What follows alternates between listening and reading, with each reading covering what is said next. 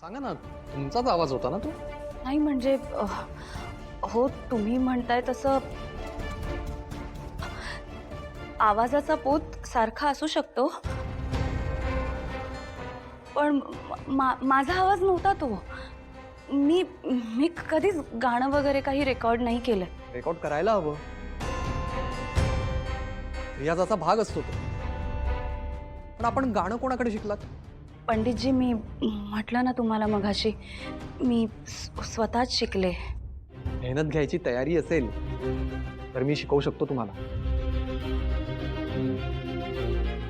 अगं बाई, किती छान.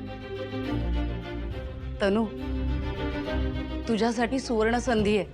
तू गाणं शिकायला जायला पाहिजेस हं? काय ग सई?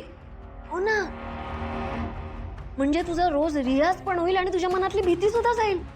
मी तर पण बिन काही नाही. हे बघ, यात नाही म्हणण्यासारखं काही नाहीच आहे. तनू, हो म्हण ना.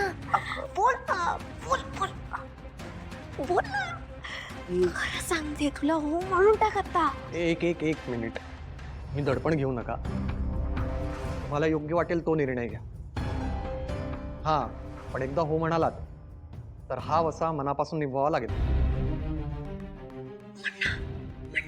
तू करू शकशील. खरं सांग. बरं ठीक आहे.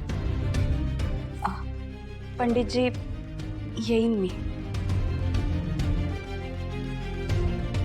हा घेतलेला वसा मनापासून निभावेन सुद्धा. उत्तम. चला, आता या चांगल्या बातमीसहित मी आपल्या सगळ्यांची रजा घेतो.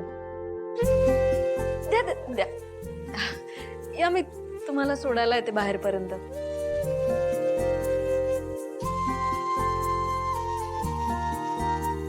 तनू, किती चांगला निर्णय घेतलास.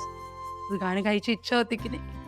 विश्वा, अरे तुला माहिती आता काय झालं? काय? पंडितजींना तनूचं गाणं खूप आवडलं आणि त्यांनी तनूला गाणं शिकायला बोलवलंय.